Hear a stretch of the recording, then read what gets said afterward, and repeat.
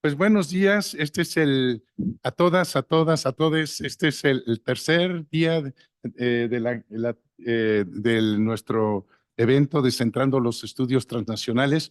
Yo quisiera tomarme un minuto nada más para hacer un pequeño recuento, porque la idea del evento ha sido y un recuento y una presentación de lo que vamos a hacer el día de hoy, porque la idea fue empezar con los temas clásicos que han sido la materia con la que hemos trabajado durante muchos años en el seminario. De ahí que las mesas sobre fronteras, sobre ciudad transnacional, sobre diásporas, no, la idea era averiguar, discutir, conocer cuáles son los desarrollos nuevos de esos temas ya que son patrimonio de la línea del posgrado.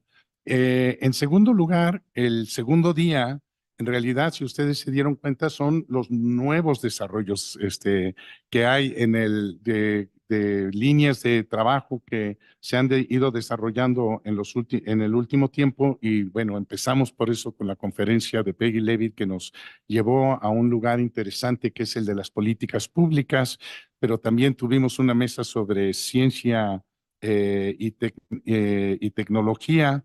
Y entre los temas nuevos que estamos viendo también está la mesa que ya tuvimos en días anteriores, que fue la de inmovilidades, ¿no? Es un proyecto que tiene que ver con otra escala de trabajo, muchas instituciones, es una red, es un diálogo con otras disciplinas como la geografía y también una propuesta que excede el ámbito también de la docencia.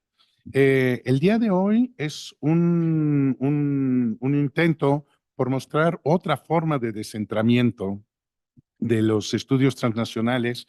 Y para mí es es el último día porque necesitábamos cargar todas las baterías para entender bien y aprender bien este campo que vamos a trabajar el día de hoy, que tiene que ver con las nuevas epistemologías y las nuevas prácticas del quehacer antropológico y del quehacer de los estudios transnacionales. Es por eso que tenemos dos mesas el día de hoy.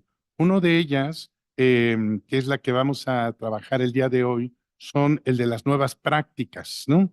Y se refiere sobre todo a quienes ejercen su vida profesional fuera del ámbito estrictamente universitario y fuera de la docencia directamente, ¿no? Y en segundo lugar, bueno, y esta mesa, como ustedes verán, tiene también un componente importante, que es que esto fue parte del proceso de formación misma, ¿no? Fueron trabajos que se han ido realizando y que se hicieron en diálogo con organizaciones sociales y con otras instituciones e instancias en coordinación. Y finalmente la mesa que sigue después de esta, que tiene que ver con conocimientos, docencia, sí, pero también aprendizaje desde otros lugares, ¿no? Y es la idea, es tratar de entender eh, cómo podemos nosotros pensar desde otras epistemologías, desde otras ontologías. Y esto es, me parece, una reflexión que es muy importante, porque se trata mucho más que romper la de la distinción entre el yo antropológico y el otro etnográfico, ¿no? Se trata en realidad de entender qué es qué y cómo podemos aprender de la producción de conocimiento que está fuera de los cánones disciplinarios, como es finalmente el de los estudios transnacionales. Bueno, ya me extendí demasiado y quisiera empezar entonces dándole la palabra, presentando a las ponentes del día que nos acompañan el día de hoy. Y después daré la palabra a Jocelyn, que es quien coordinó la mesa para que presente propiamente el contenido de la mesa. Si o empezamos contigo. Sí, puede ser. Sí. Ok, perfecto. Para hacer un poco complementario lo que ya ha explicado Federico, muy buenos días y pues es un placer siempre volver a casa. Estamos muy entusiasmadas de poder participar de esta mesa, particularmente porque las personas que hoy nos congregamos aquí tenemos como algunas comunalidades que tienen que ver con hacer la práctica antropológica fuera del aula o fuera de la docencia y esto explica un poco el porqué del título de la mesa de teoría y práctica alterna. Platicarles también pues que una parte de lo que intentamos hacer en nuestros diálogos previos también para coordinarnos frente a esta mesa, pues será traer un poco aquí cómo fue nuestra experiencia desde la formación en antropología en distintos momentos y cómo desde entonces veíamos como esa relación entre la investigación o la práctica de la antropología en su vínculo con la propia práctica política, que de alguna manera desde que estábamos estudiando, pues nos interpelaba, ¿no? Ahora las 4 personas que estamos participando de la mesa estamos en distintos espacios de trabajo a través de organizaciones, donde nos toca un poco otra vez volver a cuestionar cuál es ese papel que tenemos como antropólogas y cuál es pues ese compromiso político también frente a las problemáticas sociales que estamos abordando. Eh, y pues bueno, un poco de eso va esta mesa. Vamos a intentar también dialogar en torno a las prácticas colaborativas, reflexivas, un poco más horizontales, con todo lo que eso implica también de que hay que reflexionar y de cómo podemos ir construyendo ese conocimiento pues más mano a mano con los que usualmente llamamos nuestros sujetos de estudio, ¿no? Entonces, todo esto para nuestro intento será aterrizar un poco cómo lo traducimos en un cambio social, pues también como en ese diálogo y en esa disputa también a veces en el trabajo de incidencia con el Estado, ¿no? Entonces creo que por aquí lo voy a dejar para que podamos tener un buen tiempo para la presentación de mis compañeras y pues le devuelvo el micrófono a Federico para las semblanzas. Muchas gracias. Voy a hacer una intervención rápida, pero voy a presentarles a todas las participantes desde un principio para hacer un poco más ágil la presentación. Y quiero decirles que es un privilegio y un regalo el poder tenerlas el día de hoy con nosotros. Andrea Santiago, con una intervención que les pedimos que le pudieran, aunque eso, el formato es de conversatorio, pero les pedimos que le dieran un nombre a su intervención, ¿no? Entonces, en su caso, el nombre de su intervención es, su trabajo cuenta. Andrés, licenciada y maestra en filosofía por la Universidad Nacional Autónoma de México, doctorante en ciencias antropológicas en la UAM, integrante de la red de investigadores sobre el trabajo en el hogar en América Latina, fue directora ejecutiva de Nosotros, organización orientada a la Organización Colectiva para la Defensa de Derechos Humanos. Actualmente es coordinadora de incidencia pública en CERMEFI, desde impulsa procesos que buscan generar cambios que contribuyen a la solución de problemas sociales y públicos. Sandra Guillot, cuya intervención nombró mi primera minuta en un organismo internacional, es antropóloga social por la Universidad Autónoma Metropolitana. Desde el 2012 trabaja para el Comité Internacional de la Cruz Roja con el programa de reunificación familiar y personas desaparecidas en distintos países. O sea, su trabajo lo ha hecho en distintos países como Azerbaiyán, Colombia, Brasil, Chile, Panamá, Guatemala y El Salvador. Su trabajo le ha permitido aplicar la antropología en contextos de conflicto armado interno e internacional y en otras situaciones de violencia que involucran comunidades diversas.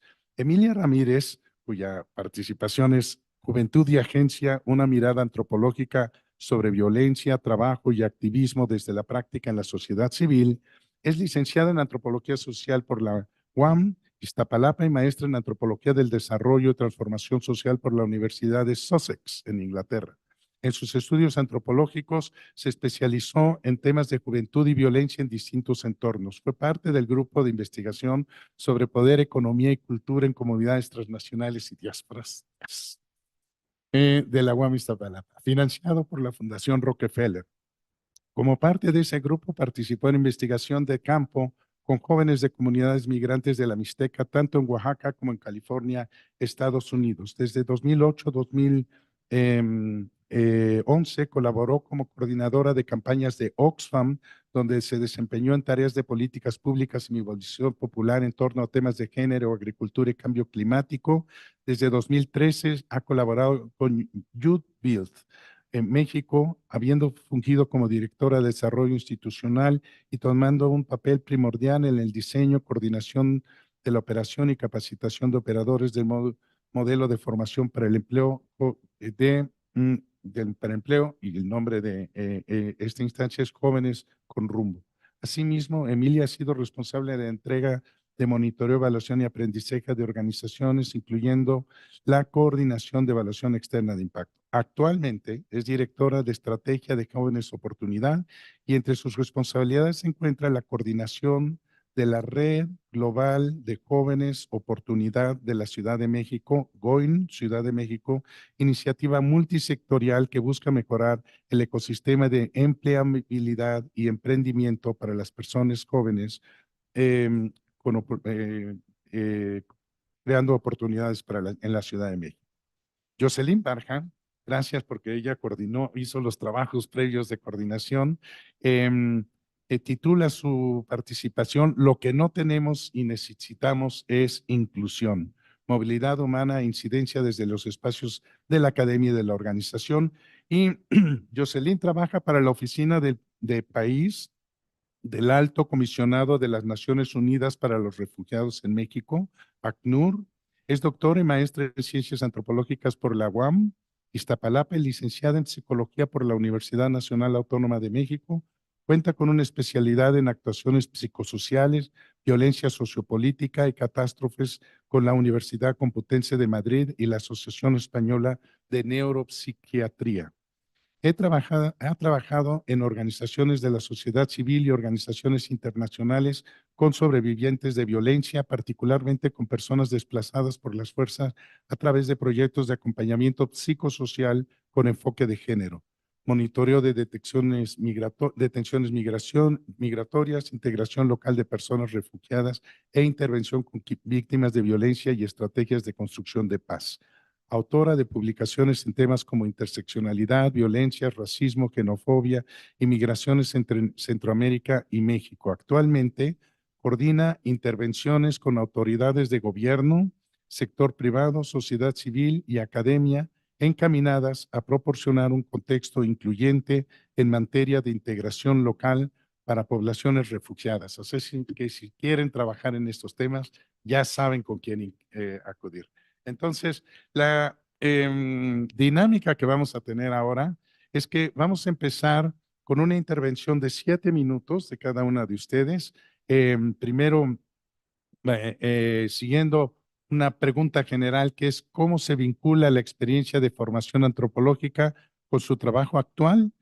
Cada una de ellas usará 7 minutos y luego pasaremos a una serie de preguntas que haremos también así de manera sucesiva.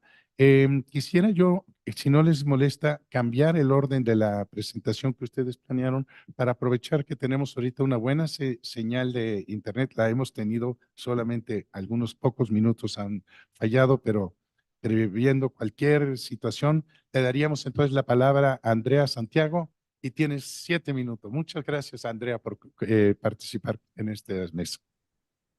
Ok, muchas gracias a todas y a todos por la organización de esta mesa y a quienes están escuchando. Lamento mucho no haber podido asistir, pero justo se me empalmaba después una reunión y no me daba tiempo de regresar. Pero bueno, quizá antes de contestar la pregunta, igual como puedo dar un poquito de contexto sobre aquello que me tocó estudiar en el doctorado de Ciencias Antropológicas.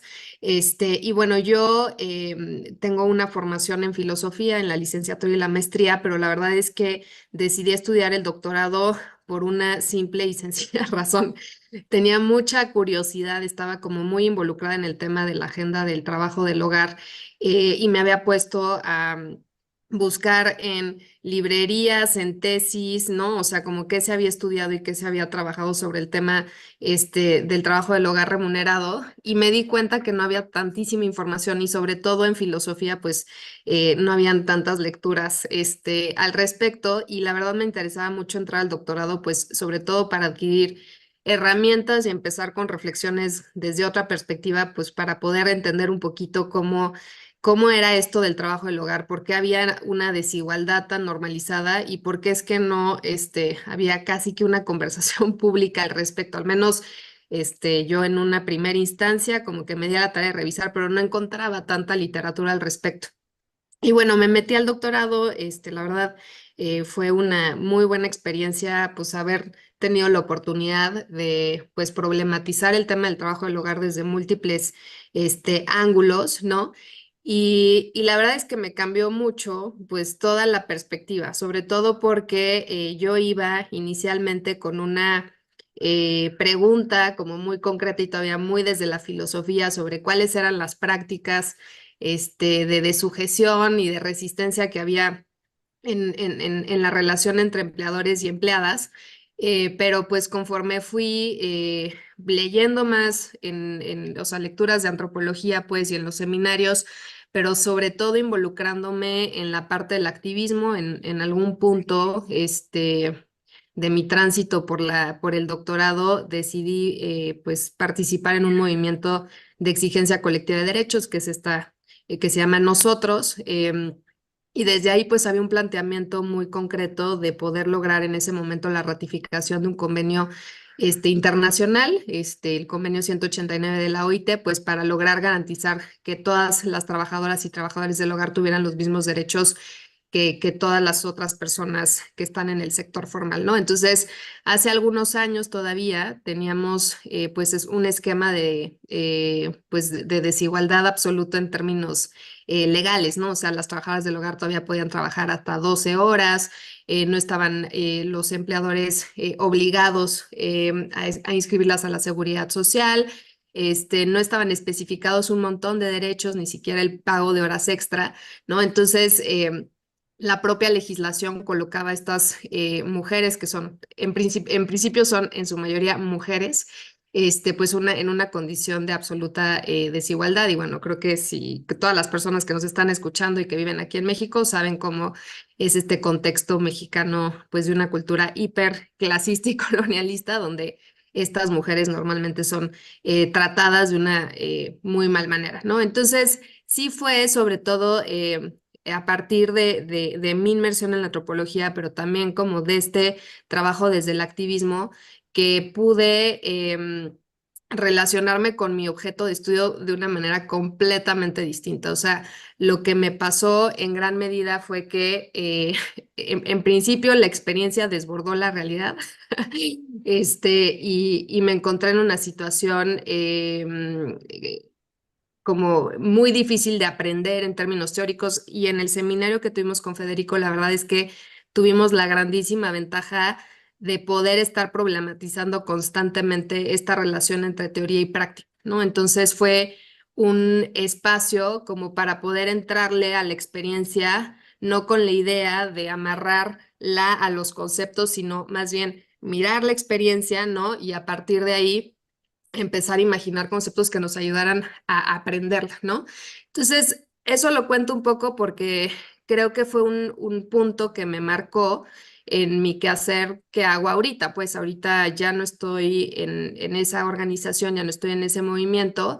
Y sin embargo, como mi perspectiva, y ahorita estoy trabajando se llama el Centro Mexicano para la Filantropía, donde trabajamos pues con miles de organizaciones de la sociedad civil, pero también con todo el sector de empresas socialmente responsables, ciertamente tiene un impacto en mi quehacer cotidiano, desde la manera en cómo pues eh, problematizo el tema del diseño y los proyectos que activamos, ¿no? Desde la manera de entender también los problemas sociales y públicos a los cuales nos estamos enfrentando, y creo que más adelante pues vamos a profundizar más en esta relación con el Estado, pero digamos que para mí el tema de la antropología ha sido ponerme unos lentes para ver la realidad de una manera muy distinta, para entender mejor las relaciones y estructuras de poder existentes, ¿no? Para poder darle un lugar muy importante a la experiencia de las personas con las cuales trabajamos día a día y en el tema de diseño de proyectos, pues con una posición también política de integrarlos no solamente desde una parte como de informantes, ¿no? Sino en el centro también del diseño de los proyectos, pues, y bueno, esa es una apuesta política, ¿no? Y personal que me parece que tiene un sustento muy fuerte gracias a la formación, en antropología y claro que también desde la experiencia que me tocó vivir en la parte del activismo. Entonces, cierro ahí. Muchas gracias, Andrea. Entonces pasamos y le damos la palabra ahora, en el orden en que habíamos acordado, a Sandra Guillot. Tienes 7 minutos y por aquí te voy a mostrar con las... Hay que acercar. Ok, gracias.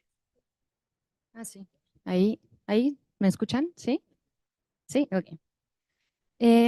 Bueno, yo no pasé por el posgrado, pero sí hice una tesis que parecía de posgrado. Eh, entonces yo creo que para mí la experiencia, pues casi, o sea, la experiencia entre mi labor, ¿no? La labor que hago ahorita y mis estudios fue casi un paso natural, ¿no? Porque lo que sucedió conmigo fue que durante mi trabajo de campo, ¿no? Yo estaba en el seminario con Federico, estaba haciendo un trabajo de campo en Tapachula, en la frontera con Guatemala, y estaba trabajando con un grupo de niños que estaban solicitando refugio en México por persecución por pandillas, básicamente. Y ese trabajo de campo lo hice durante un año, ¿no? Durante ese año, estamos hablando del 2009, ya hace, ya hace bastante tiempo, estaba haciendo ese trabajo y lo que sucedió es que en ese momento empezaron o bueno, durante mi trabajo de campo yo empecé a ver a las familias de las personas desaparecidas entrar a México, ¿no? Todavía no existían las caravanas, todavía no existía todo esto que estamos viendo ahorita, pero sí había muchas mamás buscando a sus seres queridos en México, ¿no? Entonces, un poco a la par eh, pues que yo estaba haciendo mi trabajo de campo, ¿no? Y aparte mi tema era poder y violencia en la zona gris, ¿no? Como en estos espacios en donde no hay una claridad sobre quién es la víctima, quién es el victimario, ¿no? O hay toda una serie ahí de colusiones también con el Estado. A la par que estaba haciendo eso, pues también me estaba dando cuenta de una realidad que en México pues todavía no se hablaba, ¿no? Que era la realidad de las personas desaparecidas. Entonces, bueno, en fin, lo que sucedió es que terminé, bueno, hice mi tesis, pero a la par estaba haciendo también un poco de investigación sobre lo que significaba este tema de los desaparecidos, ¿no? Y terminé haciendo un documental con otros amigos sobre las personas que estaban buscando a sus familiares, ¿no? Y pues un poco se juntaba también, ¿no? Porque obviamente todos estos temas en la frontera se juntan, ¿no? El tema de los desaparecidos, los niños que migran solos, la trata de personas, ¿no? Todos estos temas que se juntan en las fronteras y terminé haciendo el documental, el cual me llevó a otros espacios como la Comisión Interamericana de Derechos Humanos en Costa Rica, para poder presentarlo. Y ahí, antes incluso de que me titulara, la Cruz Roja Internacional, que es el lugar en donde ahora trabajo, me llamó para hacer una entrevista de trabajo, ¿no? Entonces, pues yo fui un poco sin saber, ¿no? Pues como salimos, yo estaba esperando bueno, yo espero que muchos de los estudiantes que ahora están en la carrera en sus últimos años vean esta ponencia, porque a mí me pareció muy bonito y muy interesante pues como una tesis abre la posibilidad a estos campos de trabajo, ¿no? Y abre la posibilidad, pues, a entrar a un organismo internacional que trabaja temas como estos, ¿no? Y que sea desde la antropología, de hecho, la mirada que se busca desde estos espacios, ¿no? Entonces, bueno, terminé, hice un documental, el documental lo vieron las personas de la Cruz Roja, me invitaron a una entrevista, fui a la entrevista, yo les dije, pues miren, ni siquiera me he titulado, ¿no? Me dijeron, no importa, ¿no? Claramente la teoría la tienes. Y bueno, y terminé siendo contratada, pues gracias al trabajo de la tesis, ¿no? Y gracias al trabajo también que hicimos y todo el análisis y el estudio que hicimos en el seminario de estudios transnacionales con Federico y bueno, en ese momento estaba Valentina Glockner también, quien fue una gran acompañante para mi tesis. Y yo creo que, bueno, yo le puse a mi ponencia mi primera minuta en un organismo internacional, porque para mí sí fue un shock, ¿no? Dar ese paso de la academia a un organismo internacional que, bueno, que trabaja en zonas, en situaciones de conflicto armado interno y conflicto armado internacional. Es una organización que trabaja básicamente con, em, eh, bueno, con temas de violencia muy, muy fuertes, ¿no? En situaciones de guerra. Y le puse ese título porque pues yo llegué prácticamente a visitar morgues en todo el país, ¿no? Para entender cuál era la situación de las morgues en el estado. Y cuando, después de un periodo de capacitación, cuando me dieron mi primera tarea, digamos, mi primera minuta, que era ir a ver cuáles eran las capacidades de la morgue en Acapulco, eh, pues yo fui, hice lo que tenía que hacer y en mi minuta puse, puse La nuda vida de Giorgio Agamben, utilicé así como conceptos teóricos súper pesados, ¿no? Y claro, y cuando la leyó la forense, este, me dijo como, Sandra, está increíble, está muy interesante, pero en realidad yo necesitaba saber cuántas camas había para hacer las autopsias, ¿no? Entonces ahí fue mi primer shock de, de ver cómo, ¿no? La academia y la práctica, ¿no? En un organismo como el Comité Internacional de la Cruz Roja se maneja, ¿no? Entonces, para mí era como un poco importante contar esto porque creo que pues sí, es a lo que nos enfrentamos, ¿no? Cuando salimos de la academia y traemos a Foucault y a Hannah Arendt y a Primo Levi y a Giorgio Agamben y de repente tenemos que operar, ¿no? Y pues entonces pues eso. Creo que tengo nada más ya un minuto. Tiempo. Listo, exacto. Bueno, ¿ese sirve? Hola.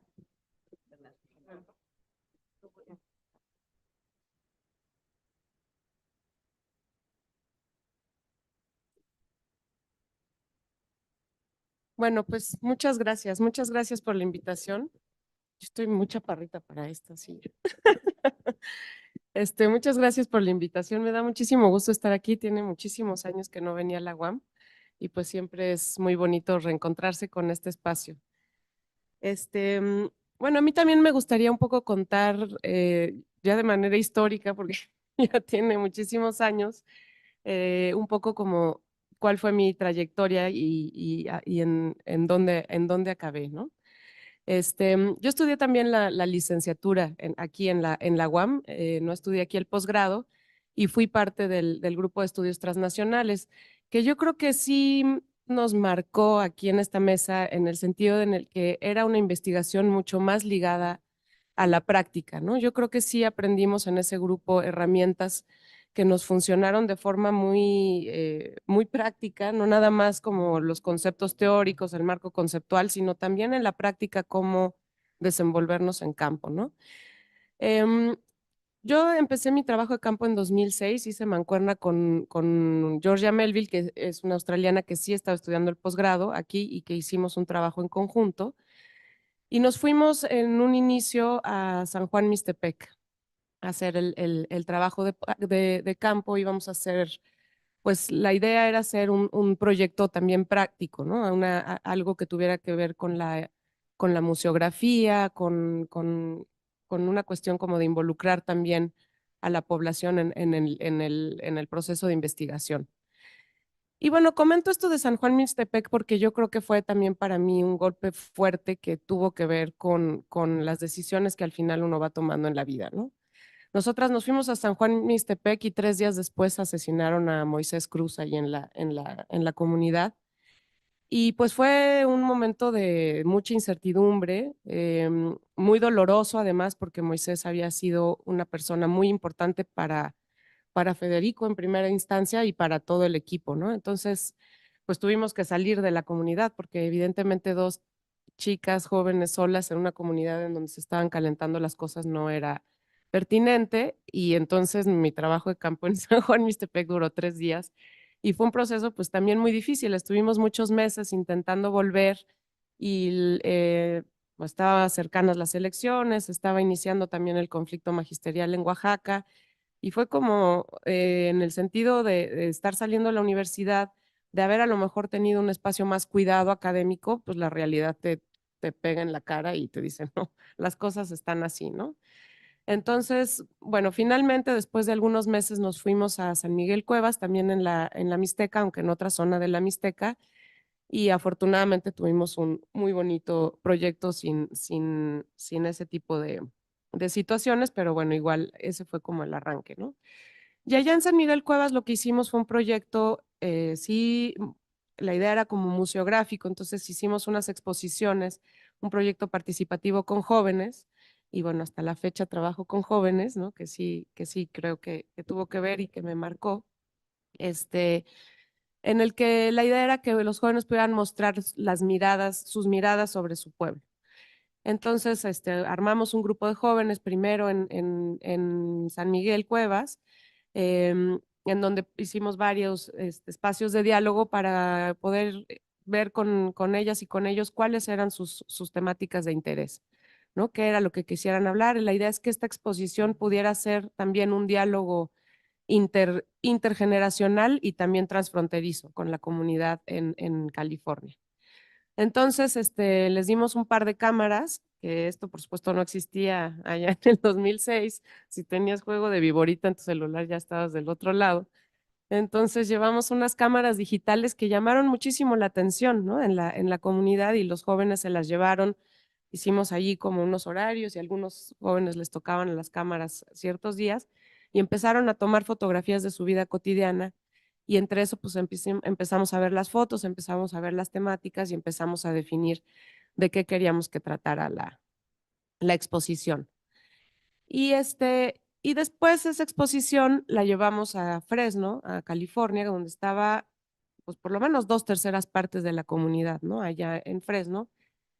Presentamos esta exposición en un espacio además en donde trabajaban muchas de las personas de la comunidad, en un lugar donde se hacían frutas secas, ¿no? Y era como un espacio que empleaba a muchas personas de allá.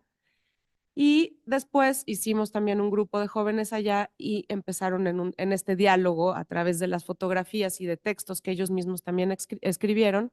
3 minutos, Dios. Bueno, el caso es que fue este diálogo. Y allí en esas temáticas empezaron a surgir temas que son los que a mí me marcaron más adelante, ¿no? Que tuvieron que ver por una parte, una exigencia de participación en su comunidad, principalmente por parte de las mujeres, ¿no? Había un sistema de cargos político y un sistema de cargos religioso y las mujeres no podían participar en el sistema político.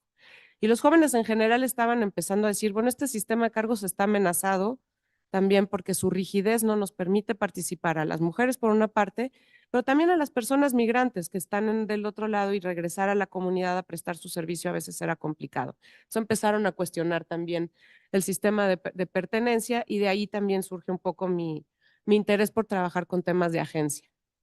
Y el otro tema tuvo que ver con la violencia, ¿no? Que fue también en la comunidad una problemática de violencia de género terrible, ¿no? Muy fuerte, que también al estar en Estados Unidos, pues las mujeres mismas ya se enfrentan ante otro sistema Y entonces muchos de los hombres, varones jóvenes que estaban, bueno, jóvenes o de mediana edad que estaban en el pueblo, en realidad eran deportados, muchos por temas de violencia de género inclusive, ¿no? Entonces empezaron a salir estas temáticas que de alguna manera para mí fueron importantes para empezar a definir, sobre todo mi interés por tener una vida profesional que se acercara a esas realidades y que pudiera tener un acercamiento crítico y también con una intención de incidir o de impactar en el cambio, pero no como desde un lugar externo, sino también trabajando con la gente, viendo cuáles son las realidades que ellas y ellos quieren transformar y poder crear de alguna manera esos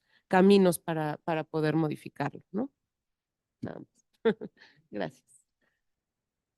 Entonces, continuamos, por favor, con Jocelyn.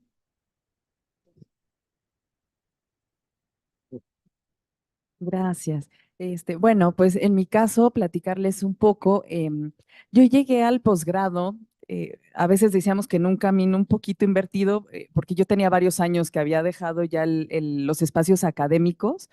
em, Llevaba algunos años trabajando más bien desde organizaciones, de sociedad civil, abiertamente activistas y defensoras de derechos humanos, y los temas que trabajaba eran temas de violencia, temas de migración y temas de asilo. Y llegué al posgrado un poco con la cosquillita de poder pensar los problemas que veía trabajando en estas organizaciones desde otro lugar, eh, porque en algún momento caí en cuenta que a veces dentro del activismo que puedes hacer en las organizaciones, hay situaciones tan emergentes que atender, como lo que ya platicaba Sandra, ¿no? Hay que ir a la morgue, hay que ir a lo mejor atender una caravana, hay que llevar agua, hay que, no sé, como situaciones de necesidades muy básicas que a veces no te dan el tiempo, como de repensarte, pues a nivel estructural, cuáles son los problemas que estás intentando pues generar como algún tipo de cambio social, ¿no? Entonces, creo que en ese sentido, el paso por el posgrado a mí me ayudó muchísimo como a poder problematizar estos temas desde otro lugar que francamente no había ni siquiera tenido la idea de pensarme las cosas, ¿no? Yo venía con la idea de hacer una tesis de migración en tránsito y casi subirme a la bestia con los migrantes, porque fue el tiempo que estaba como muy en boga y era como lo que utilizaban la gente para llegar al norte. Y fue como poder llegar y poner pausa un poco el para qué y, por ejemplo, hablando específicamente del tema de migración en tránsito, me ayudó mucho estar como en este espacio de estudios transnacionales, de entrada para cuestionar, ¿no? Como que era eso de migración en tránsito, y lo coloco un poco aquí en la mesa porque creo que a veces hay categorías que queremos llegar a estudiar que damos que por hecho que están ya por sentado, ¿no? Entonces, para mí ese fue como un primer tema, por ejemplo, que aquí me abrió un poco el panorama de qué era en realidad o cómo era la complejidad de los sujetos que yo estaba intentando estudiar, uno. Dos, cómo era ese acercamiento. em, Porque también venía de unas narrativas de mirar al otro mucho más marcado por, más que sobrevivientes de violencia, quizá víctimas de violencia, pero casi que desempoderados, ¿no?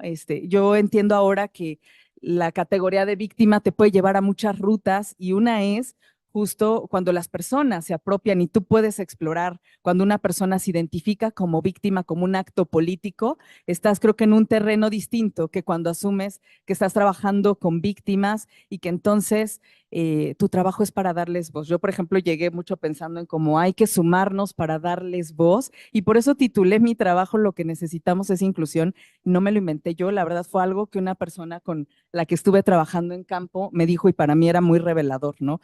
Llegamos a hacer unos grupos focales como para identificar necesidades de la población migrante con un enfoque interseccional, y entonces queríamos ir a buscar con población LGBT cuáles eran sus necesidades, eh, pues al estar en México. Y para mí fue muy revelador que alguien dijo, nosotros lo único que necesitamos es inclusión. Y En realidad a lo que se estaba refiriendo es que ellos no necesitaban que ninguno de nosotros les diéramos voz, ni como activistas, ni como académicos, ¿no? Sino que más bien dentro de los espacios que nosotros generamos y dentro del poder que también tenemos de esos espacios de ser interlocutores, pudiéramos participarles a ser parte de, ¿no? Entonces, para mí eso ha sido un aprendizaje vital que ahora intento llevar al espacio donde estoy actualmente trabajando. Estoy trabajando para la Agencia de la ONU de los Refugiados en México, que por mandato tiene que estar en un diálogo continuo de apoyo al Estado, ¿no? Entonces eso tiene ciertas implicaciones en cuanto a tu labor como activista, cómo te acercas a plantear ciertas problemáticas, qué puedes y qué no puedes decir políticamente, ¿no? Pero, por ejemplo, para mí, el hecho de ahora poder trabajar desde el ACNUR, estamos teniendo un enfoque de trabajo de organizaciones lideradas por refugiados. O sea, para mí ahí hay pistas de lo que yo pude aprender gracias al posgrado y gracias a la antropología también, que me hacen todo el tiempo cuestionarme si al tener algún evento con estas organizaciones de refugiados lo estamos haciendo realmente desde ese interés muy legítimo de ellos, ¿no? De querer ser incluidos, no solamente que les invites a dar un testimonio doloroso, que después están como sobresaturados y muy cansados de sentirse pues muy sobreexpuestos en cuanto a las narrativas de dolor y a lo mejor sus intereses de agenda pues resulta que son otros. Entonces creo que eso lo aprendí mucho aquí con muchas herramientas, no solo de los estudios transnacionales, del feminismo, de los estudios culturales y creo que por ahí es donde yo encuentro el hilo conductor de lo que puede hacer la antropología y algo que me gustaría y que seguramente vamos a abordar ahorita en la siguiente parte, que es esa ida y vuelta de la academia y del trabajo en otros espacios que no son de la academia, cómo vamos construyendo un diálogo mucho más productivo que haga sentido a las personas para las que finalmente estamos trabajando, desde el trabajo de campo de la investigación, pues financiada por CONACYT, financiada como más en el ámbito formal de la academia o desde estos otros espacios. Y bueno, yo me imagino que aquí ya más o menos cubrí el tiempo. Muchas gracias. Yo quisiera decir tres cosas que son muy relevantes. Lo primero es que a lo largo de estos años, que ya son 30 años, no solamente del posgrado, sino también de los trabajos en estudios transnacionales, pues hay un acervo etnográfico importantísimo que yo calculo que son cerca de unas 150 tesis elaboradas en campo, en el plano del posgrado, pero también de la licenciatura. Lo segundo es que quienes participan en esta mesa hicieron trabajos sobresalientes. El trabajo de Emilia sobre violencia es realmente un trabajo muy importante que hay que difundir y conocer en términos del uso de las historias de vida con mujeres para poder entender la dimensión particular, íntima, pero también social de la violencia. El trabajo de Jocelyn es un trabajo importantísimo que se hizo a la limón con una tesis sobre desaparecidos y ella hizo el trabajo sobre la presencia, no sobre la desaparición. Entonces, hay una complementariedad en esos trabajos y una fineza. Y el trabajo de Sandra es un trabajo premiado por el Instituto Nacional de Antropología e Historia como una tesis Saguna. Entonces son trabajos muy importantes y yo creo que algo que vemos en las intervenciones en este momento también nos habla de un cambio que está habiendo en la docencia y es que el posgrado ya no es un lugar en donde al que aspiran solamente los alumnos recién salidos de la licenciatura, es un lugar de regreso. ¿No? Y que es esta contribución que se hace desde la práctica a la docencia, transforma la docencia de una manera muy importante. Ese grupo en el que participó Jocelyn y Andrea de Teorías y Prácticas Alternas se dieron así mismo el nombre, es porque justamente ahí está la práctica como una parte del aprendizaje. Y creo que esto es algo que tenemos que aquilatar, así como también la relación en la docencia entre el posgrado y la licenciatura, que claramente catapulta a la licenciatura, pero al posgrado le da también un espacio de aprendizaje y de trabajo muy diferente. Entonces, en la siguiente parte de nuestro conversatorio serían ya las preguntas puntuales. Cada una de las personas que voy a nombrar tendrían entre 2 y 3 minutos para contestarlas en forma alternativa. Y la primera pregunta sería, desde sus respectivos espacios de trabajo, ¿cuáles son los problemas sustanciales que podrían ser objeto de estudio de la antropología?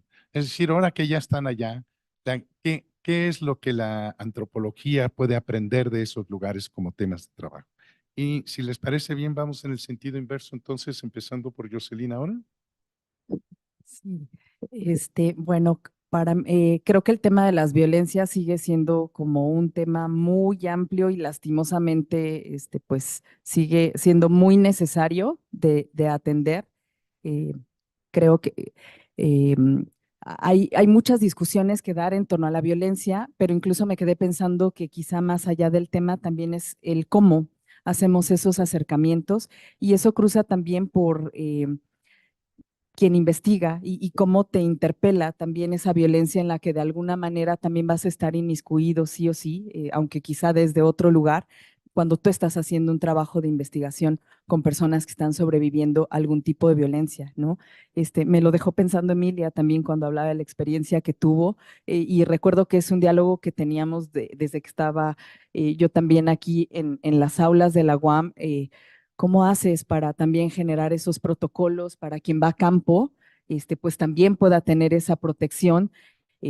Porque tú llegas a algunos lugares que claramente están controlados por redes, de traficantes, de tratantes, y al segundo día ya saben que estás ahí. Entonces, creo que esos temas siguen estando ahí, pues necesarios de atenderse, y también nuestra presencia en estos espacios, cómo mueve las relaciones de las propias comunidades con las que estamos trabajando.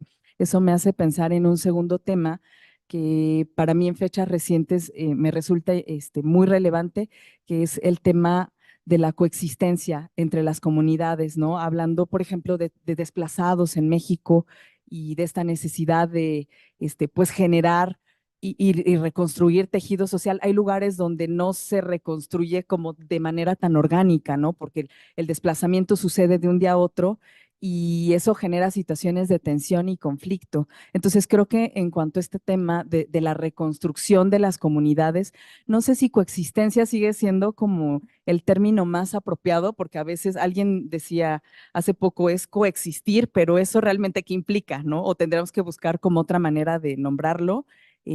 Para mí eso sería como algo, pues que apela mucho a la antropología y que puede aportar mucho al trabajo que nosotros estamos haciendo dentro de estas organizaciones. Ujú.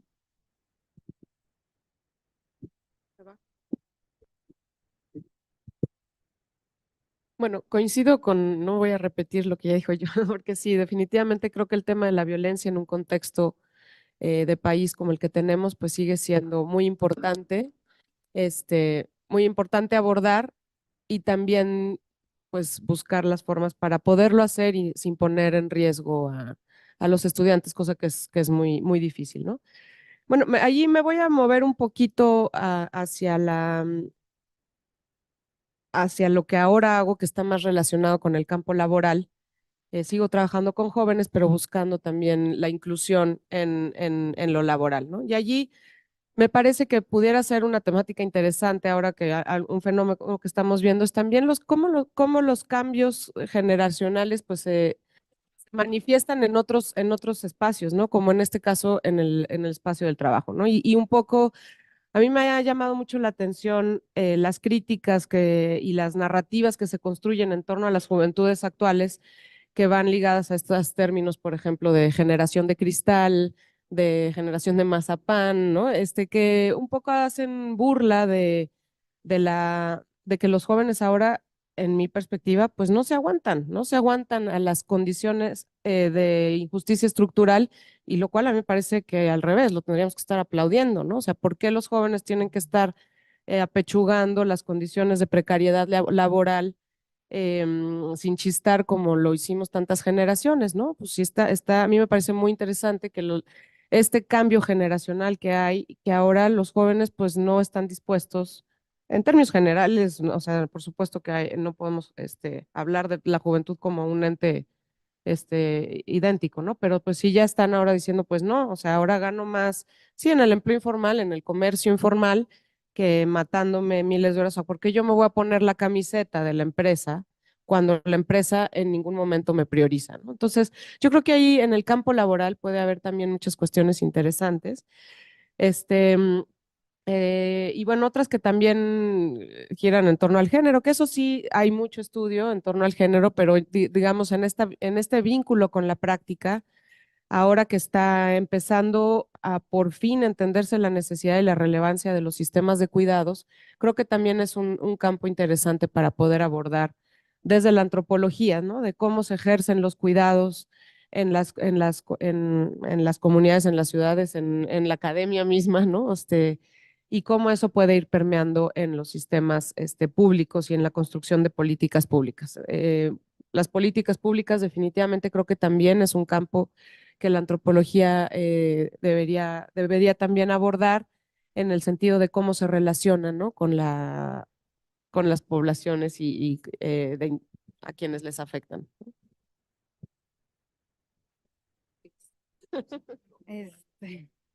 Aprovechando. Ok. Bueno, como yo me muevo mucho como en el ámbito del derecho internacional humanitario y en el ámbito del derecho internacional de los derechos humanos, coincido también que las violencias siguen siendo un espacio muy importante de trabajo. Yo me hago mucho la pregunta, por ejemplo, de estas violencias que vienen más o que responden más a la era del pues, neoliberal, ¿no? A comparación, por ejemplo, de otros conflictos que podían ser como más ideológicos, ¿no? Me estoy refiriendo, por ejemplo, al tema, por ejemplo, de la violencia por el narcotráfico o a la violencia que se da, o en comparación con la violencia que se da con, por ejemplo, un movimiento como fue las FARC, ¿no? Dentro de los organismos internacionales como los que yo trabajo, hay una pregunta muy fuerte de qué se hace en el ámbito o en estos contextos de violencia en donde no hay posibilidad de negociación, ¿no? Esa es una pregunta que está ahí siempre y ya lleva mucho tiempo, porque, y se relaciona con otra pregunta que voy a plantear, que es también un poco pensar sobre la vigencia, ¿no? De los mecanismos internacionales que tenemos frente a estas grandes crisis humanitarias, ¿no? Pensando, por ejemplo, ahorita en el conflicto palestino-israelí, en donde pues ¿no? Hay miles de voces queriendo frenar ese genocidio y no hay ningún poder, no hay ningún organismo, no hay ninguna institución que sea capaz de frenar estas situaciones, ¿no? Y yo lo digo también pensando desde un lugar en el que trabajo, que pues el Comité Internacional de la Cruz Roja es el guardián de los convenios de Ginebra o de las reglas de la guerra, ¿no? Entonces la pregunta es mucho más apremiante, ¿no? Entonces yo digo que pues esos ya son dos grandes temas que sería muy importante eh, reflexionar y no solamente desde el ámbito del derecho internacional humanitario, que es desde ahí, desde donde se está haciendo la pregunta, sino desde la antropología, ¿no? Y desde un lugar mucho más cercano a las personas que lo sufren. Sí, ahorita me cuesta un poco de trabajo contestar esa pregunta porque justo en el lugar de trabajo en el que estoy no trabajamos con una agenda temática particular, sino con múltiples. Pero sin lugar a dudas coincido con mis compañeras que el tema de la violencia es completamente apremiante. Me parece que algo que la antropología sí tiene de plus es la parte y a mí me pasó cuando estuve en el posgrado, es como el estar como analizando signos o señales de cambio en el tipo de sociedad que tenemos. A mí en lo personal me sirvió mucho también para entender ahorita que los retos, al menos en el tema del trabajo del hogar, son muy distintos porque el tipo de sociedad que tenemos y el tipo de relaciones que se están llevando a cabo entre empleados, empleadas y empleadores es completamente distinta a la que teníamos, por ejemplo, en modelos de sociedad que eran de corte más colonial, pues, ¿no? Y donde, por ejemplo, el tema del trabajo de planta, pues era como un tipo de modelo que ahorita no corresponde con el tipo, por ejemplo, de sociedad que tenemos y que cada vez se está expandiendo más, que es un modelo de sociedad donde se están uberizando también los servicios, ¿no? Entonces, pues son tipos de sociedades completamente distintos y esos análisis te permiten también tejer fino a la hora de hacer propuestas en términos de política pública, ¿no? De entrada, también comprender que hay cambios, culturales, ¿no? Que tienen un impacto profundo en las relaciones sociales y cómo de cualquier manera hay barreras que siguen siendo estructurales y que impiden que haya cambios. Entonces, ese tema de los cambios en la sociedad me parece que son súper importantes. También a mí, pues todo el tema del papel de las tecnologías en el tema de movimientos políticos me parece importantísimo, ¿no? De pronto hay como una sobreidealización, ¿no? De que la tecnología, pues, claro que trae muchas posibilidades, pero de pronto tiene ciertas limitantes. Entonces, me parece que una mirada crítica sobre el uso de las tecnologías, hasta dónde sí, hasta dónde no, dónde tenemos que, pues, darle pie a otro tipo de procesos que son más de cara a cara, de encuentro, me parece importante. Y todo el tema también ahorita que me parece que está en el centro, al menos en el de sociedad civil, es el de las colaboraciones, pues, y cómo podemos tener colaboraciones multiactor, ¿no? Horizontales, donde se ponga en el centro el tema de la inteligencia colectiva, ¿no? Que es parte de una, pues, tesis, ¿no? De que necesitamos para resolver problemas sociales y públicos la inteligencia de distintos actores, ¿no? Y poner al centro todas las capacidades. Entonces, problematizar sobre el tipo de colaboraciones que se dan desde sociedad civil, que muchas veces pues son colaboraciones, no son colaboraciones, ¿no? Muchas veces la gente va por su agenda y no se mueve, pero como entender cómo se dan ese tipo de relaciones entre distintos actores, cómo se producen desde ahí mismo desigualdades y cómo también se pueden combatir, dándole también un papel importante a las poblaciones que resultan afectadas cuando se están hablando en temas de derechos humanos, me parece también importante, ¿no? Y la parte del Estado, tenemos un Estado que está cambiando, ¿no? Entonces el mismo concepto de Estado, el mismo, así como cambió la sociedad, también está cambiando nuestra concepción del Estado. Es un Estado distinto. A mí me tocó estar en espacios donde incluso como funcionarios están hablando de un Estado emprendedor, ¿no? Entonces, te mueve muchísimo el piso, ¿no? Ver cómo se está así mismo transformando la narrativa de lo que es el Estado y me parece que esos estudios también son muy importantes para entender cómo pues están configurando estas relaciones entre Estado, sociedad civil, ¿no? En fin, ahí lo dejaría.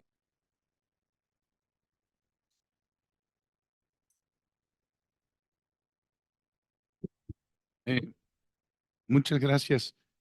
Creo que lo que acabamos de escuchar es muy importante, ¿no? Porque se juntan dos cosas, que es por un lado una sociedad que ha cambiado radicalmente y me sorprende mucho porque para mí radical, en poco tiempo, para ellos 10 años es mucho tiempo, para mí 10 años me parece que para que una sociedad cambie en 10 años es poco tiempo y creo que se han acelerado mucho, sobre todo después del COVID.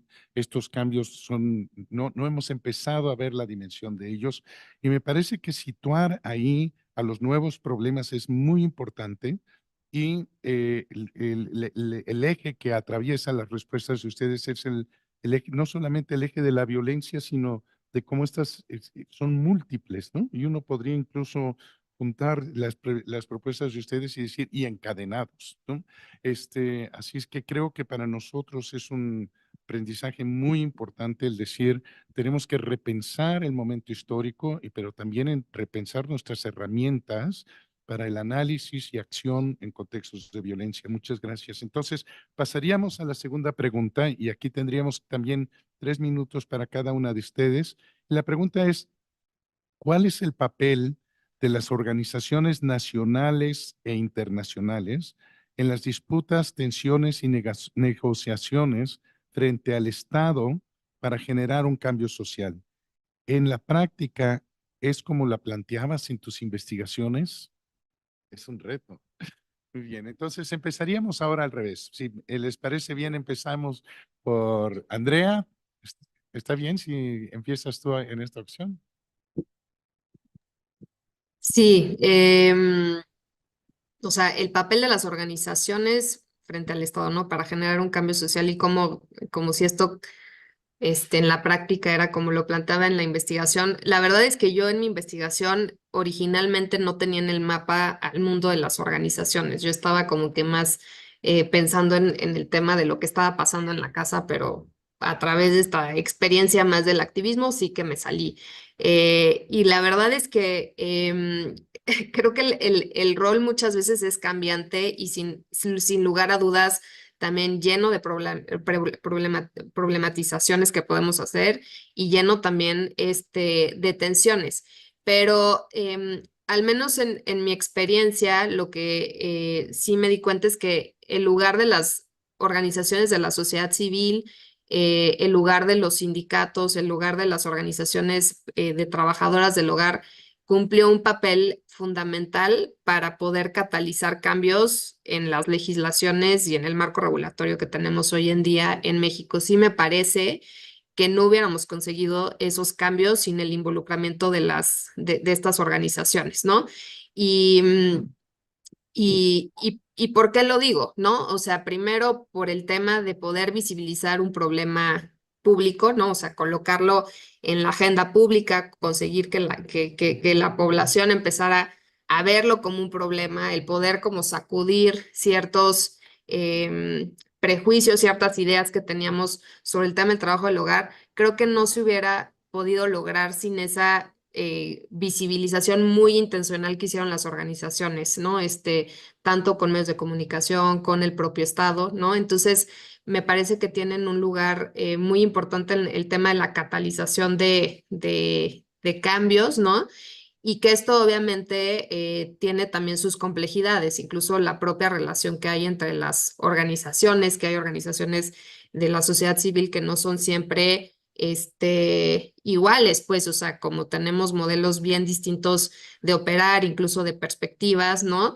Y también de tensiones, ¿no? O sea, nos pasaba mucho de pronto de tener conversaciones tensas, duras con las organizaciones de trabajadores del hogar, porque normalmente las organizaciones de la sociedad civil estaban conformadas por personas que no eran trabajadoras del hogar, ¿no? Entonces, ahí la forma de construir en común, claro que se problematiza, ¿no? Y de pronto tienes que tener conversaciones que son realmente incómodas, ¿no? Y tienes que tejer también muy fino para, pues, poder ir realmente con una propuesta que ponga en el centro sobre todo la causa y no las agendas personales de las propias organizaciones, ¿no?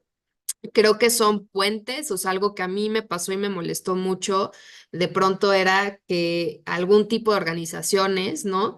Se consideran como más válidas para tener una interlocución con el Estado, ¿no? Entonces, esa, esa parte es difícil, ¿no? O sea, como el tema de qué tipo de organizaciones tienen más voz en ciertos procesos porque tienen como este expertise más técnico, ¿no? O porque incluso hablan un idioma de política pública que el Estado entiende un poco mejor, pero eso también da mucho pie a cierto tipo de desigualdades, ¿no? Y bueno, pues también yo creo que las organizaciones son movilizadoras de múltiples recursos para ejercer cambios, o sea, creo que, que ahí también hay un rol importante, pero bueno, así más o menos es como yo lo viví y nuevamente como una cosa que tiene, o sea, que no es estática, que es flexible, que tiene una heterogeneidad, ¿no? De formas de operación, ¿no? Que en ciertos momentos es un interlocutor con el Estado, que en otros momentos es un confrontador, ¿no? Y que te cierran las cortinas y dicen, ya estoy harta de escuchar cómo me criticas, ¿no? Pero en algunos momentos incluso las propias organizaciones son quienes les llevan los diagnósticos y quienes ayudan a hacer la política pública y quienes a mí me tocó ser parte de poder como poner con letras cómo tenía que cambiar la legislación, pues.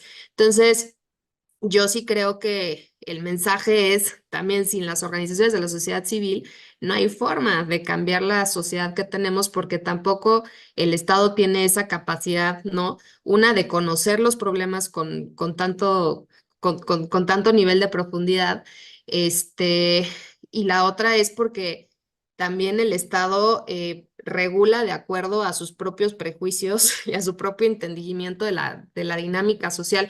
Fue muy importante el rol que tuvimos las organizaciones de construir propuestas y construir un tipo de política con base, obviamente, y con el trabajo de las propias organizaciones de trabajadoras del hogar, pero con un entendimiento de que las trabajadoras nuevamente no son víctimas, son sujetos de derecho. O sea, la propia concepción de los sujetos cambia mucho de acuerdo a quién esté redactando, ¿no? Y ahí sí creo que es fundamental la labor de las organizaciones porque pues nuestra perspectiva también de inclusión, nuestra perspectiva feminista, nuestra perspectiva puede ser muy cuestionadora, quede palpada a la hora de redactar, ¿no? Propuestas de política pública, leyes, etcétera. Muy bien, muchas gracias, Andrea. Quisiera decir algo que Andrea no dijo, que es que algunas tesis se transforman después en cambios en política pública, ¿no? Inciden. En el caso de Andrea, su trabajo para hacer la tesis fue ya un trabajo que hizo un cambio en política pública. Entonces, ella se está refiriendo a una tesis que estaba en marcha todavía, pero como el trabajo mismo de docencia, de aprendizaje, puede articularse cuando se hace desde dentro de las organizaciones y en diálogo con estas. Entonces, pasamos ahora, por favor, con Jocelyn, ¿te parece bien? Bueno, creo que también como la propia relación entre las organizaciones te plantea como ciertas complejidades. Es decir, podemos tener como un tema de agenda común. En mi caso, pues estoy hablando de los derechos de las personas en movilidad humana, pero sí es también como muy interesante ver qué rol juega cada organización. Un poco la pregunta era como qué papel tienen frente al Estado, ¿no? Em, yo también coincido que de pronto puede haber organizaciones que tienen una larga trayectoria y que entonces tienen mucho capital social para ir a plantear ciertos temas en el diálogo con el Estado que realmente pueden ser tomados en cuenta y a lo mejor hay otras que están teniendo que utilizar otro tipo de mecanismos como para poder ser escuchadas e incluidas, ¿no? Pienso al mismo tiempo en las agencias internacionales, como la que estoy yo ahora, y ya decía hace un rato, a lo mejor no puedes ir como tan abiertamente a hacer un meeting, porque tu papel es estar dialogando con el Estado, pero también creo que siempre hay ciertos intersticios desde los que puedes construir algo, y para mí por ahí eso es esperanzador, ¿no? Si bien, bueno, ahorita yo creo que Sandra también me corregirá, pero creo que las organizaciones internacionales estamos a veces un poco limitadas de que en teoría tenemos cierto mandato de neutralidad y eso te implica un montón de reflexiones. ¿Qué es lo neutro, no? En realidad, aunque tú estés cobijado por una de estas organizaciones, realmente tu acción o tu omisión es un acto de neutralidad frente al que está viviendo como oprimido, digamos. Entonces, creo que en ese sentido, para mí, desde la organización en la que trabajo hoy, nuestro papel sí tiene que ser justo como entender con más claridad cuáles son los temas de agenda de la población refugiada. Mencioné hace rato las organizaciones que están siendo lideradas por refugiados y refugiadas, que para mí eso es fabuloso. Hace 5 años que pude presentar mi tesis aquí, justo uno de los temas que dialogábamos era que no había muy mapeado pues temas de organizaciones. Yo sé que esto es muy distinto a lo mejor a las organizaciones en Estados Unidos. Las organizaciones de migrantes tienen un papel súper poderoso de crear un montón de cosas de manera visible, pero en el contexto de México es interesante cómo esto se ha venido acelerando porque nosotros identificábamos que claramente el tema de las violencias no permitía tampoco como mucha articulación para poder crear organizaciones que defendieran un tema de agenda cuando lo que había que defender era la vida. Entonces, yo sí noto ahí un cambio. Siento que ahora que nos estamos poniendo en contacto con estas organizaciones que ya están surgiendo, hay organizaciones importantes de venezolanos, de nicaragüenses, que están intentando colocar muchos temas en la agenda que no necesariamente coinciden con lo que nosotros creemos que quiere la gente. Voy a poner un ejemplo. Ciudadanía. Para nosotros que trabajamos como refugiados, decimos, pues las personas tienen derecho a acceder a la ciudadanía y a tener todos los derechos que podría tener cualquier persona mexicana, y algunos nos han dicho, pues no. Por ejemplo, hace poco nos reunimos con un colectivo de nicaragüenses y nos decían, para nosotros eso no es una prioridad, a lo mejor es un tema como identitario, pero ese no es un tema que es nuestra prioridad, ¿no? Entonces, creo que tenemos que estar como ahí muy alertas de escuchar estos diálogos y aprovechar a lo mejor este espacio privilegiado que podemos tener desde algunas organizaciones de poder llevar esos temas a las agendas, ¿no? Entonces, bueno, pues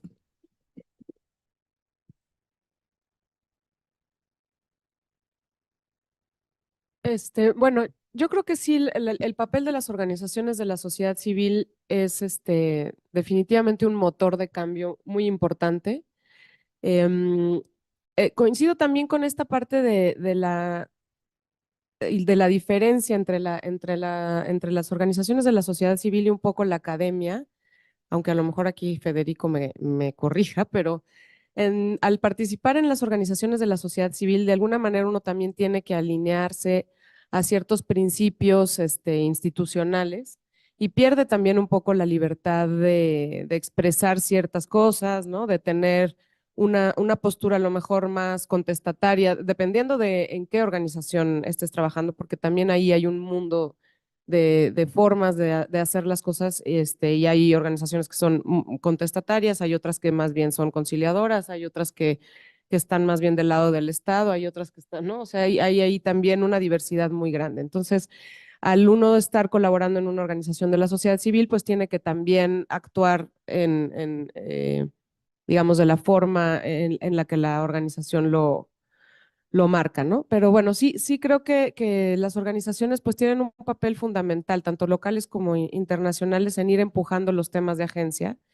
Pero me parece que sí es un trabajo que no se puede hacer de manera desarticulada del mundo académico en general, no nada más lo universitario, sino que todo lo que tiene que ver con la investigación, con el trabajo de tener las evidencias para poder ir impulsando los temas de agencia, de agenda, pero también del acercamiento con las poblaciones, ¿no? Como mencionaba ahorita Jos.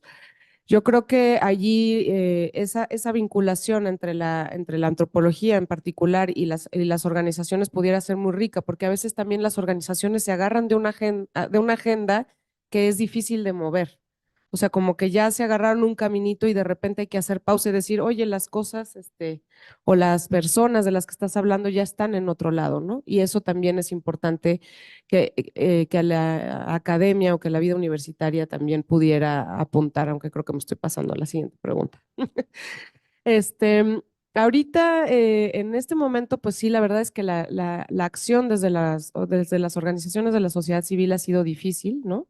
Ha sido complicada por distintas razones, también de cómo el Estado percibe a las organizaciones de la sociedad civil, y eso ha sido complicado, ¿no? Lo dejaré allí, ¿no? Pero sí creo que seguimos necesitando de esta acción desde la sociedad civil, y volver a lo que mencionaba también Andrea de la colaboración. O sea, yo creo que estamos llegando en un momento en el que tanto las problemáticas se tocan y no podemos abordarlas así como en silos, ¿no? No podemos hablar de la violencia sin hablar de la precariedad, sin hablar de la inequidad, etcétera. Tampoco podemos hablar en silos desde la academia, la sociedad civil, las empresas. O sea, ya estamos en una realidad en la que es indispensable la colaboración y el trabajo multidisciplinario para poder ir moviendo temáticas de inclusión social, de equidad, si es que eso es lo que nos interesa, que yo creo que sí, ¿no? Al menos desde la perspectiva de las organizaciones en las que aquí nosotras trabajamos, y de una universidad como la UAM, pues creo que sí hay una intención de ir caminando hacia un mundo más equitativo, ¿no? Entonces, en ese sentido, sí creo que el papel de las organizaciones tiene que ser, pues, articulador, articulador y también en ese sentido poder buscar los caminos para poder hablar con el Estado. Y bueno, allí no sé si va a dar tiempo de eso, porque había otra parte de la pregunta que creo que ninguna la tratamos, de si era igual en nuestros estudios que en la práctica. En la siguiente. Bueno, 3 minutos es muy poco para la complejidad, pero bueno, la Cruz Roja, el trabajo que yo hago es en diferentes países, ¿no? Y por lo general estoy un año en cada país. Entonces eso significa un año en un estado diferente, ¿no? Porque pues no son iguales los países. El papel de la Cruz Roja depende mucho de la capacidad del Estado. Entonces hay veces que la Cruz Roja es o sea, suple totalmente al Estado, ¿no? Estamos hablando en el Congo, estamos hablando por ejemplo, en Sudán del Sur, en donde hace un papel, pues ya, directamente de suplir al Estado que no está en condiciones ni siquiera de dar las pues, cosas mínimas para la vida, ¿no? Para la sobrevivencia. O lugares de conflicto armado en donde pues no hay agua, directamente se entra a suplir, ¿no? Hay otros estados, por ejemplo, yo trabajé en Colombia en el tema de búsqueda, en el periodo de justicia transicional. En ese periodo, la Cruz Roja más bien era, pues sí, un ente neutral, intermediario, aceptado por todas las partes, ¿no? O sea, por las partes firmantes de los convenios de paz. Entonces, hacíamos búsqueda, ¿no? O sea, nosotros nos convertimos en parte del sistema de búsqueda y fuimos los que hicimos como toda la parte técnica. Pero con la visión, digamos, a largo plazo de después dar ese trabajo al Estado y a las FARC, que eran las partes que estaban firmando el conflicto, ¿no? Firmando los acuerdos de paz.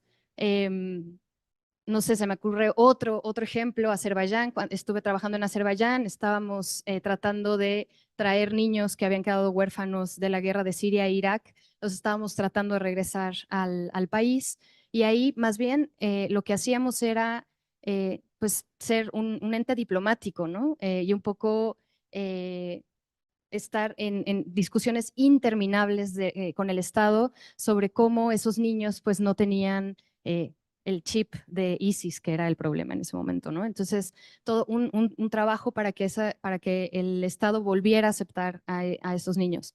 Ahora, cuando trabajé en México, la cosa es súper compleja porque, como bien dice Jocelyn, la neutralidad se entiende muy bien cuando estás trabajando en un contexto como Colombia, pero en un contexto como México es dificilísimo, ¿no? ¿Dónde está? ¿Dónde hay partidos? No hay, ¿no? Es una zona gris, pues. Entonces, claro, las tensiones que yo veía con la Cruz Roja era, pues trabajábamos mucho en la capacidad, ¿no? En dar capacidad a un Estado que se evalúa como fuerte, ¿no? O sea, que se evalúa como que tiene toda una estructura institucional que es capaz de responder a un tema tan complejo como los desaparecidos, pero que no tiene digamos, las capacidades técnicas, ¿no? Entonces lo que hacíamos era, pues más bien como eso, ¿no? La Cruz Roja se convertía entonces en un asesor técnico que pues, literalmente capacitaba a las autoridades para poder hacer bien las autopsias, para poder hacer todo el proceso médico legal según los protocolos internacionales, ¿no? Entonces, claro, es una institución un poco camaleónica, ¿no? Es como se va adaptando a la situación del Estado y del contexto en el que está trabajando. Pero lo que sí yo veo es que, y en mi tesis, ahí sí, yo toqué ahí tangencialmente el tema de la sustitución, ¿no? De las instituciones, cómo las instituciones terminan sustituyendo eh, trabajos, ¿no? Ajá, trabajo que es del Estado o que debería de ser, pues, responsabilidad del Estado. Y la verdad, como también decía Andrea, como decía Emilia, pues muchas veces ni siquiera, es que no se tienen las capacidades técnicas, ¿no? Son las organizaciones que están pues muy involucradas en el tema, pues se convierten en eso y terminan sí o sí un poco en ese papel de sustitución, pero siempre es una tensión interna, por lo menos desde mi vivencia dentro de la Cruz Roja, siempre lo primero que nos dicen es, ok, vas a hacer vas a hacer una estrategia, pero siempre tiene que tener el momento de la salida, ¿no? Ese momento de la salida a veces nunca llega, pero... Sí, muchas gracias. Yo quisiera hacer notar que en realidad en esta mesa hay dos tipos de voces, ¿no? Una es la de las organizaciones de la sociedad civil y otra es la de organizaciones que están vinculadas con estados, ¿no? Y que tienen, y son escalas distintas, ¿no? Desde organizaciones de la sociedad civil nacionales hasta organizaciones que están operando a nivel mundial. Y creo que esto que escuchamos ahora es de una riqueza impresionante. Quisiera, por ejemplo, nada más recordar que el trabajo de Sandra reciente en Panamá tenía que ver con el tránsito por el Golfo de Darién y por lo mismo se antoja que no solamente esta mesa fuera en sí misma un congreso, sino que además entraran en diálogo con las otras mesas cuando vimos, por ejemplo, este trabajo de mapeo de los corredores migratorios. Tendríamos que pensar cuál es la relación entre estas realidades migrantes y por el otro lado el mapeo de las organizaciones donde están trabajando, ¿no? Tal vez ahí tenemos nosotros una oportunidad de aportar un granito de arena como instituciones, que es exactamente la próxima pregunta, que es ¿qué puentes se pueden construir con la academia para generar una alianza en favor de la incidencia y el cambio social? Entonces, quisiera empezar tal vez con Andrea, Emilia, Jocelyn y Sandra y Jocelyn, en ese orden. Andrea, ¿podemos entonces empezar contigo? La pregunta es, ¿qué puentes se pueden construir con la academia, ¿no? Para generar una alianza en favor de la incidencia y el cambio social? Sí, creo que los puentes que queramos.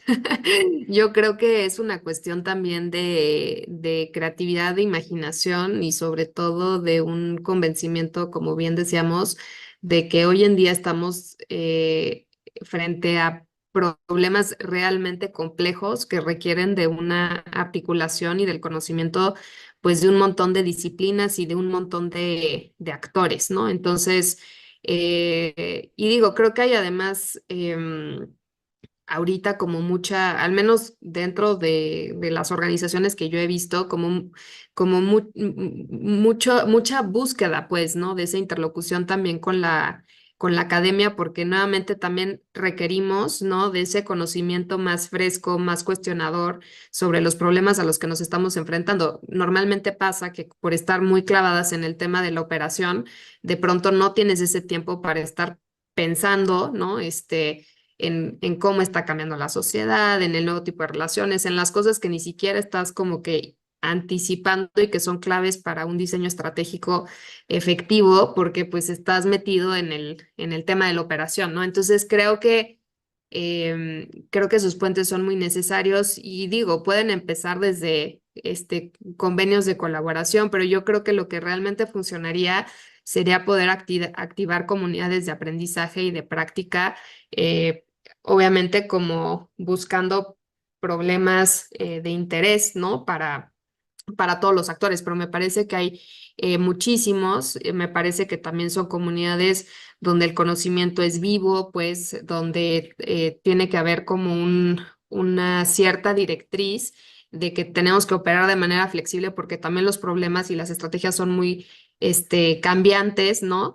Y donde no, o sea, donde creo que el gran reto es que también se busquen la construcción de estos espacios horizontales, ¿no? O sea, lo que creo que no necesitamos es como repetir esta cuestión de que los estudiantes, por ejemplo, solamente van en un rol de aprendizaje, ¿no? O sea, claro que todos vamos a aprender, pues, pero creo que sí tenemos que cambiar el chip en la manera en cómo se va construyendo ese conocimiento que me parece que es vivo.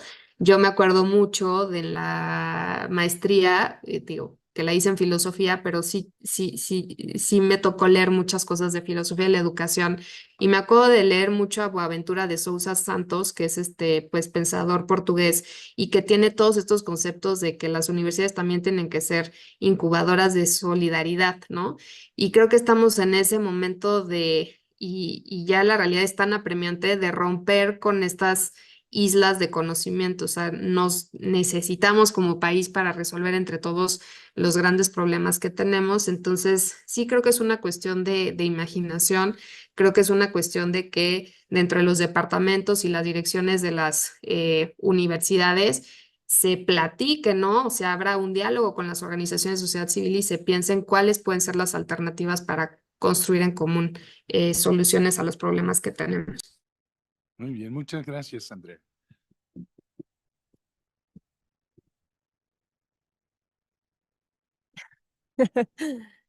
Este, voy a como a hacer un poquito más chiquita la pregunta. O sea, yo creo que no tanto, o sea, como dice Andrea, ¿en qué puentes podemos tener? Pues todos, ¿no? O sea, yo creo que todos los campos de acción social necesitan de la academia y necesitan un poco de la participación de la academia para poder, pues también conocer mejor las realidades sobre las que están queriendo impactar.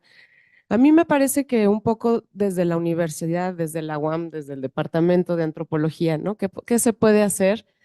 Pues yo creo que sí, y bueno, también hace mucho que estoy desligada del plan de estudios, sé que hubo cambios importantes y demás, pero yo creo que sí debe de haber una intención más profesionalizante de los estudiantes, en el entendido de que no todos los estudiantes van a acabar en la academia como académicos en una universidad.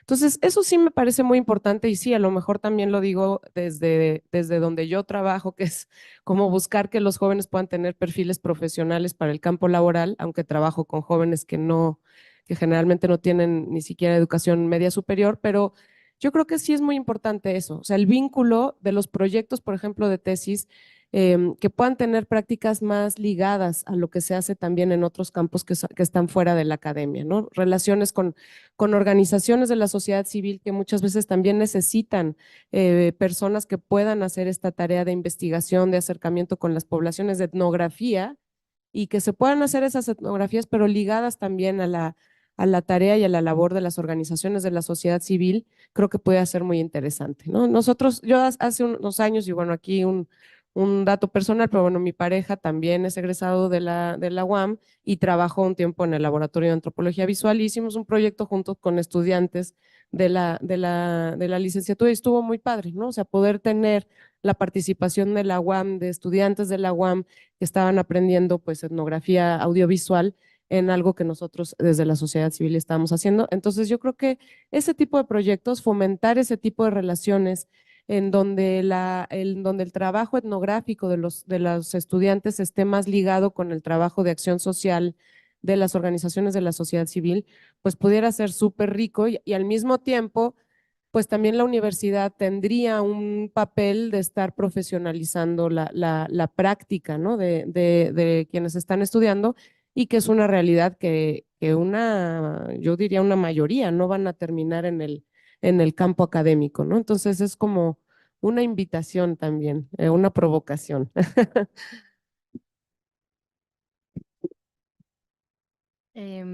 Sí, bueno, coincido que todos también. A mí se me ocurrieron más bien dos ejemplos por el tiempo. La primera es, por ejemplo, que la Escuela Nacional de Antropología e Historia hizo junto con la Cruz Roja pues una currícula para empezar a tener una carrera de antropología forense, ¿no? No existía en México eso. No existía y más o menos en el 2015 creo que se plantearon como hoy, hace mucha falta, ¿no? Y fue un poco el trabajo de la Cruz Roja viendo cuáles eran las capacidades del Estado y entendiendo que no había espacios de capacitación para las personas y pensando un poco como en dónde están estudiando estos, ¿no? Se vio que no había espacios para los antropólogos forenses para estudiar o no había una carrera como tal. Entonces, junto con la Escuela Nacional de Antropología e Historia, lo hicieron, ¿no? Y entonces eso a mí me parece como digamos, es el ejemplo máximo ¿no? Entre academia y un organismo internacional como el CICR. Me parece un ejemplo como macro, ¿no? Ahora, en lo micro, la Valentina, que la voy a volver a nombrar y la voy a recordar para siempre, por ejemplo, a mí me invitaba mucho a su seminario a hablar con sus alumnos que justamente estaban estudiando y siendo súper críticos y súper duros con el trabajo que hacíamos en las organizaciones internacionales, me invitaban a hablar a mí desde el campo, ¿no? Porque pues ellos desde la teoría estaban viendo, ¿no? Como todo este tema de sustitución, como ¿no? Como todo este tema de la empresa humanitaria. Pero después era muy interesante hablar, ¿no? Que intercambiáramos entre alguien, pues como yo, que trabaja en campo, y los alumnos, ¿no? Y era un intercambio que era muy bueno para mí, que yo también llevaba pues a mi institución, y también muy bueno para los alumnos de Valentina.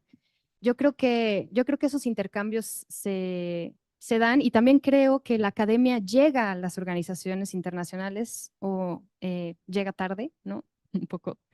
Yo estaba pensando que en el 6R pues se acaban de dar cuenta que son bien coloniales, ¿no? O sea que es como, ay, de verdad, somos coloniales. Ay, sí tenemos que escuchar a la gente. Ay, no les puedo yo dar las respuestas. Y es como, no. Y es algo que llegó bien tarde, ¿no? Entonces, sí llega, sí se escucha, pero es verdad que sí hacen falta muchos puentes, ¿no? Yo observo que en el 6R hay muchos puentes con escuelas de Derecho Internacional Humanitario, pero sí hace mucho falta pues involucrar a la antropología. Eh, y canales, pues hay muchos, institucionalmente hay un área para eso exactamente, pero pues hay que crear los enlaces, ¿no? Bueno, pues para no repetir también lo que ya dijeron mis compañeras, voy a agregar como dos ejemplos, uno muy práctico y otro como la lista de deseos de Navidad. Em, el que es muy práctico, nosotros también hemos visto cada vez más esa necesidad de estar en contacto con el sector académico porque nos enriquece mucho lo que se está haciendo desde aquí, ¿no? Porque nos da otra mirada de cómo debemos abordar los problemas que estamos intentando atender. Em, y por parte del ACNUR, nosotros tenemos a nivel global algo que se llama la Cátedra Sergio Vieira, que es una iniciativa que se empujó mucho en Brasil y que ahora está iniciando en México, donde se están haciendo convenios con las universidades para que las herramientas y los recursos que ya tienen las propias universidades estén un poco al servicio de la gente para la que estamos trabajando.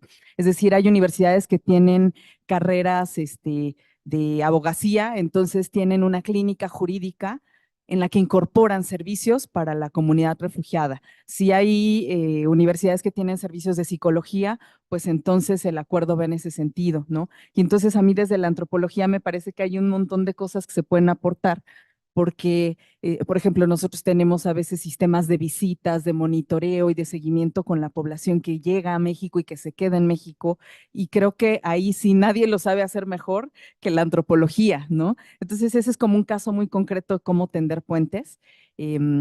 Y el otro es un poquito más teórico y espero poderlo transmitir bien. Yo he estado pensando mucho como el tema del lenguaje y me quedé pensándolo porque hace poco estaba leyendo un libro de Bell Hooks que se llama Respondona, que dice que el lenguaje es un espacio de lucha y que usualmente los oprimidos tienen que subirse al lenguaje del opresor para poder entonces colocar sus temas y dar batalla y entonces generar un cambio, ¿no? Y yo lo intentaba traspolar un poco a nuestro papel como organizaciones y nuestro papel también dentro de la academia, y me queda la sensación de que a veces hay un vacío del lenguaje de entre lo que discutimos muy del día a día, estando fuera de los espacios tradicionalmente académicos, y también cuando he estado dentro de un sector más formalmente académico, todos estos temas del lenguaje, cuando a veces hay esa tentación de teorizar con conceptos tan abstractos, que creo que en medio hay algo que todavía se puede hacer.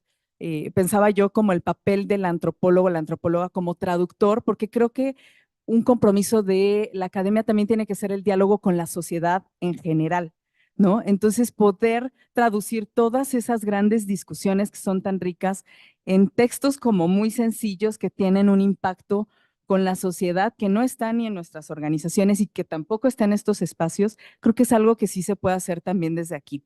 Entonces, pues por ahí iría mi reflexión y te devuelvo el micrófono. Muchas gracias. Pues me parece que cuando empezamos a trabajar con el proyecto Rockefeller, mucho de lo que hacíamos era para tener incidencia, ¿no? Y hablamos incluso de tecnologías sociales, ¿no? Porque era la manera en que escucha quienes dan los financiamientos. Es que, ¿dónde está la tecnología, no? Pues las nuestras son sociales, museos, fotografías, todas estas cosas que armamos. Pero la propia fundación lo que decía es que ustedes son, los académicos, son muy malos para hacer política pública o para no, no son especialistas en que las cosas funcionen, ¿no?